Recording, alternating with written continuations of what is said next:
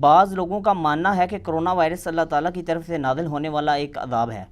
جو چائنیز پر اس لیے آیا کیونکہ وہ چائنا میں مسلمانوں پر ظلم و ستم ڈھا رہے ہیں۔ اس حوالے سے آپ کا کیا موقف ہے؟ دیکھیں جی، اس طرح کی سویپنگ سٹیٹمنٹ دینا یہ بڑی جرأت کا کام ہے۔ اس کی وجہ یہ ہے کہ جب نبی دنیا میں موجود ہوں تب آپ اللہ تعالیٰ کی منشا کو بیان کر سکتے ہیں وحی کی تائید کے ساتھ۔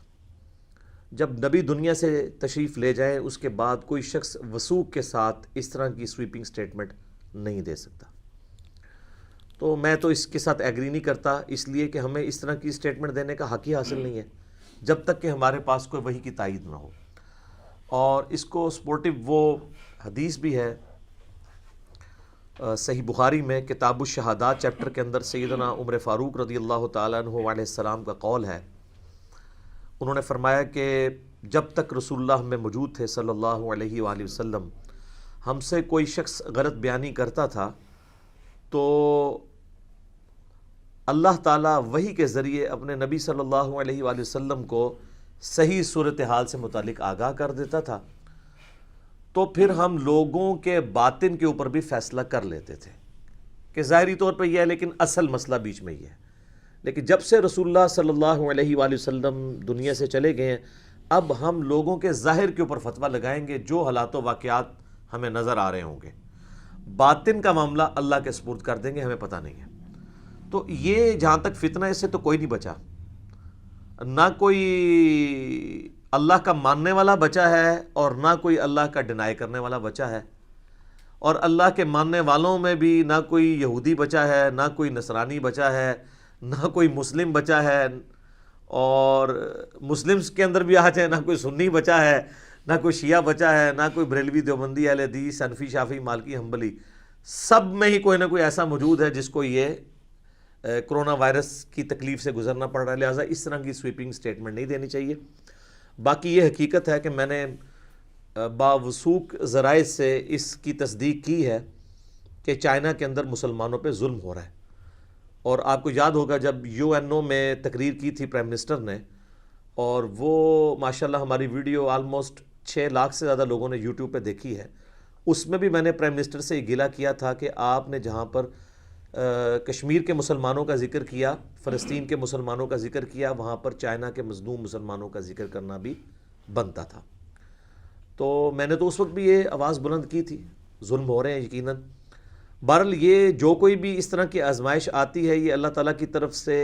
اس کی ایک ڈیوائن ریزن اس اعتبار سے تو ہے کہ اللہ تعالیٰ کا اپنا علم ہے، اس کا اپنا ایک فیصلہ ہے کہ کس جگہ پہ کون سی وبا بھیجنی ہے اور کس وقت میں بھیجنی ہے۔ یہ ایک مسلمانوں کا عقیدہ ہونا چاہیے، اس کو اور کسی چیز کے ساتھ ریلیٹ کرنے کی کوشش نہ کریں۔ البتہ یہ بات ضرور ہے کہ سنن ابن ماجہ میں صحیح سند کے ساتھ ایک حدیث ہے کہ نبی صلی اللہ علیہ وآلہ وسلم نے فرمایا کہ میری امت میں جب اعلانیہ فحاشی یعنی بے حیائی اعلانیہ ہونا شروع ہو جائے گی تو اللہ تعالیٰ کی طرف سے طاعون اور کئی ایک ایسے امراض جو ہے نازل ہوں گے جو نہ تم نے دیکھے نہ سنے ہوں گے۔ تو اس میں صرف یہ مرض نہیں، اور بھی کئی ایک امراض ہیں جو پہلے ایگزسٹ نہیں کرتے تھے، مثلا اب ایڈز کا مرض تو پہلے نہیں ہوتا تھا۔ تو اس طرح کی چیزیں سامنے آ رہی ہیں، لیکن ایک بنیادی عقیدہ سمجھ لیں کہ اللہ تعالیٰ نے اپنی کتاب کے اندر جو اس طرح کے ڈیوائن ڈیسیژنز ہیں ان کے بارے میں کیٹاگوریکل مینشن کر دیا ہے۔ سورۃ الحدید کی آیت نمبر 22 اور 23 ہے، پارہ نمبر 27 کے اندر جو مسلمانوں کو ایک عقیدہ بتا دیا گیا ہے کہ چاہے کسی انڈیویجول کو کوئی تکلیف پہنچے یا اوورال کمیونٹی کو یا ورلڈ لیول کے اوپر، خواہ وہ کوئی زلزلہ ہو، کوئی ایپیڈیمک ڈیزیز ہو، متعدی مرض ہو، وائرل ڈیزیز ہو، یا وہ کوئی سیلاب ہو یا طوفان ہو، ٹورنیڈوز ہوں، یہ ساری آفات، اس کے بارے میں اعوذ باللہ من الشیطان الرجیم، بسم اللہ الرحمن الرحیم، سورۃ الحدید آیت نمبر 22 اور 23۔ ما اصاب من مصیبت فی الارض، کوئی بھی مصیبت نازل نہیں ہوتی زمین میں، ولا فی انفسکم، اور نہ تمہاری جانوں میں، الا مگر یہ کہ فی کتاب من قبل ان نبرأہا، ہم نے وہ لوح محفوظ میں اپنے پاس پہلے ہی لکھی ہوئی ہے، اس سے پہلے کہ ہم اسے پیدا کریں۔ کوئی بھی تکلیف چاہے وہ پوری انسانیت کے اوپر ہو یا کسی ایک انڈیویجول کے اوپر۔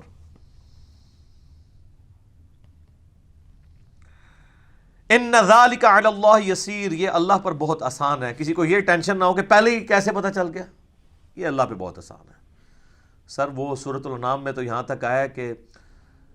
خشکیوں میں اور سمندروں کی گہرائیوں میں کوئی درخت کا پتا بھی گرتا ہے تو اس کے علم سے، زمین کی گہرائیوں میں کوئی دانہ بھی پھوٹتا ہے تو اس کے علم سے، اور اس کا علم اتنا کامل ہے کہ اس نے یہ سب کچھ پہلے ہی لکھ لیا۔ اللہ اکبر کبیرا والحمد للہ کثیرا وسبحان اللہ بکرۃ واصیلا لکی لا تأسوا علی ما فاتکم، یہ ہم نے اس لیے کیا تاکہ تم کف افسوس مت ملو اس پر جو تم سے جاتا رہا، ولا تفرحوا بما آتاکم، اور اس پہ شیخی مت بگاڑو جو تمہیں ہم نے دیا، یعنی نہ ملنے کے اوپر شیخی بگاڑو اور نہ چھن جانے کے اوپر افسوس کرو۔ واللہ لا یحب کل مختال فخور، اللہ تعالیٰ پسند نہیں کرتا ان تمام لوگوں کو جو شیخی بگاڑنے والے ہیں، اکڑنے والے ہیں، اللہ تعالیٰ کو وہ پسند نہیں ہے۔ تو یہ کلیئر کٹ یہاں پہ آ گیا۔ بہرحال اس کا ایک اور پہلو بھی ہے جو سورۃ البقرہ میں آیا کہ جب بنی اسرائیل نے اپنے پیغمبروں کی تعلیمات سے روگردانی کی تو اللہ تعالیٰ نے ان پر آسمان سے ایک عذاب نازل کیا۔ سورۃ البقرہ کی آیت نمبر 59 ہے، بڑی مشہور ہے، پہلے پارے کے اندر ہی، اعوذ باللہ من الشیطان الرجیم، بسم اللہ الرحمن الرحیم۔ فَأَنزَلْنَا عَلَى الَّذِينَ ظَلَمُوا رِجْزًا مِّنَ السَّمَاءِ، پس ہم نے نازل کیا ان ظالموں پر جنہوں نے انبیاء کی تعلیمات سے روگردانی کی، رِجْزًا مِّنَ السَّمَاءِ، آسمان سے ایک عذاب، بِمَا كَانُوا يَفْسُقُونَ، بسبب اس کے کہ وہ فسق کیا کرتے تھے، اللہ کی نافرمانیاں کیا کرتے تھے۔ تورات میں اس کی ڈیٹیل ملتی ہے کہ یہ جو آسمان سے عذاب نازل ہوا یہ پلیگ کا مرض تھا، طاعون کا، جس میں لاکھوں لوگ جو ہیں لقمہ اجل بنے۔ ایون آپ گوگل میں جا کے لکھیں تو آپ کو یہ پتہ چلے گا کہ 13ویں اور 14ویں صدی عیسوی کے اندر، یعنی آلموسٹ 8 سے 700 سال پہلے، 200 ملین لوگ، یعنی 20 کروڑ لوگ پوری دنیا کے اندر مر گئے تھے طاعون کے مرض سے، اور دنیا کی آبادی 30 سے 40% کم ہو گئی تھی،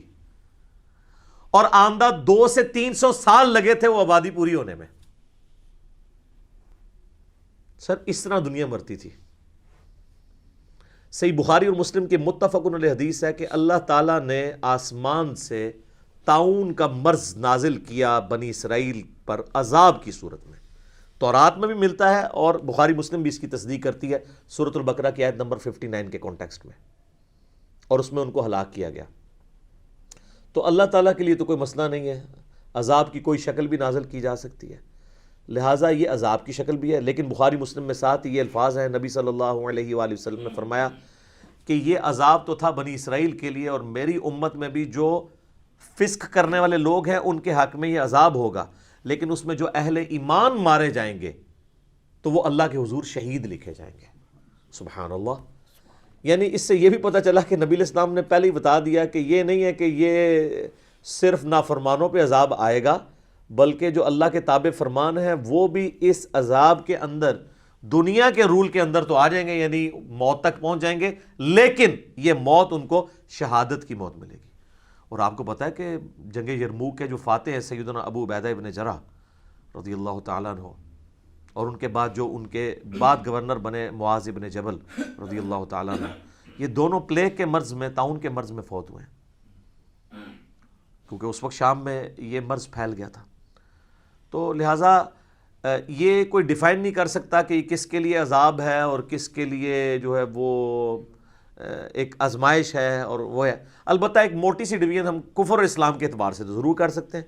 لیکن یہ کہنا کہ جی فلاں جگہ فلاں لوگوں نے ظلم کیا تو اس کی وجہ سے یہ ہو گیا، تو ظلم تو سر کب سے ہو رہے ہیں، ٹھیک ہے جی۔ تو اور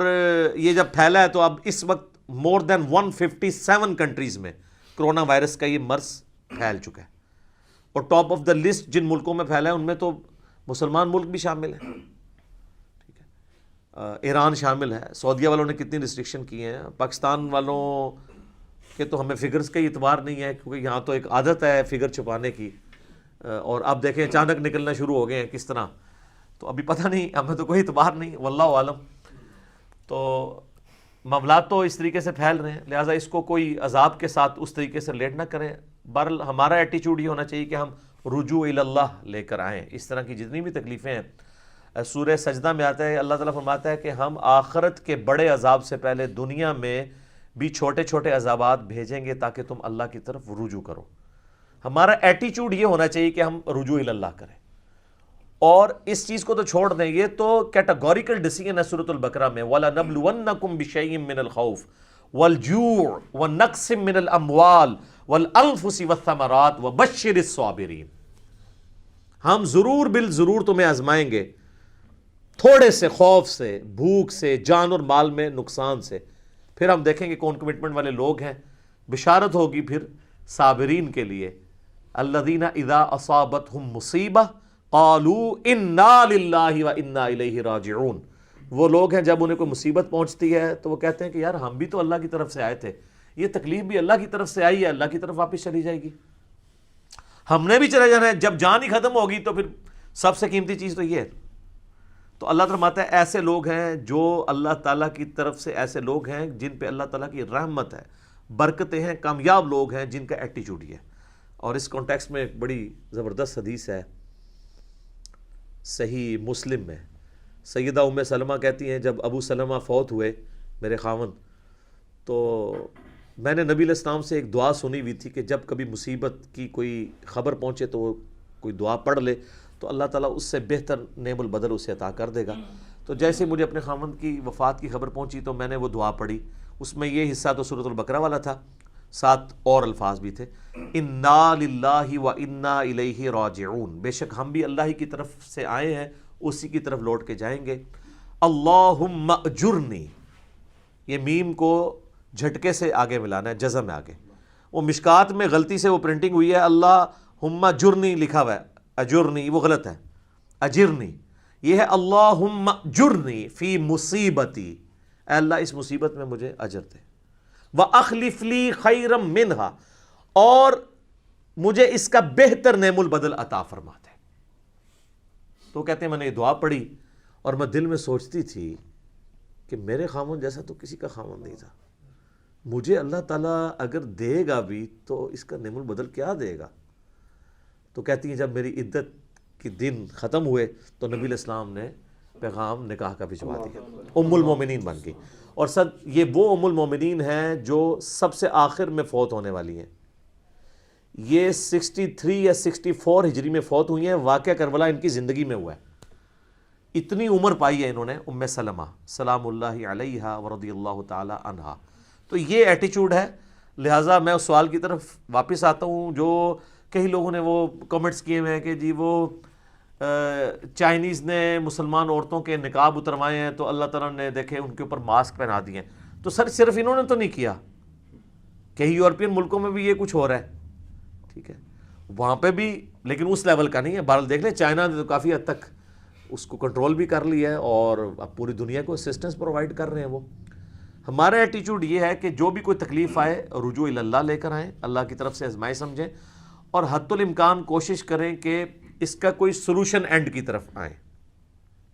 اس بیماری کا علاج کیسے ہو، ان چیزوں کی طرف ہمیں جانا چاہیے، بجائے یہ کہ ہم ہاتھ پہ ہاتھ دھر کے بیٹھ جائیں۔ تو اسی کے تحت ہماری گورنمنٹ نے بڑے یعنی اسٹرکٹ قسم کے ڈیسیژن لیے ہیں، جو جن میں سے کافی سارے ڈیسیژن درست بھی ہیں، کچھ ڈیسیژن سے مجھے بھی اختلاف ہے، آپ بھی کر سکتے ہیں، بہرحال اوورآل ایک ایفرٹ تو وہ کر رہے ہیں، کیونکہ آپ کو پتہ ہے جب وائرل ڈیزیز پھیلتی ہے نا تو اگر زیادہ لوگ ہاسپٹلائز ہوں گے تو پھر ہاسپٹل ہی ختم ہو جائیں گے۔ چائنا میں کئی ڈاکٹر خود بیمار ہو گئے ہیں، تو جب زیادہ لوگ ہاسپٹلز میں جائیں گے، وہ چاہے چھوٹی سی بیماری بھی ہو وہ بہت بڑی مصیبت بن جائے گی۔ آج بھی دنیا میں سب سے زیادہ لوگ ملیریا سے مرتے ہیں سر، لیکن ملیریا قابل علاج مرض ہے۔ اچھا، اس کے بعد سب سے زیادہ لوگ مرتے ہیں فلو سے۔ آپ سوچ رہے ہوں گے فلو تو مجھے کئی دفعہ ہوا ہے،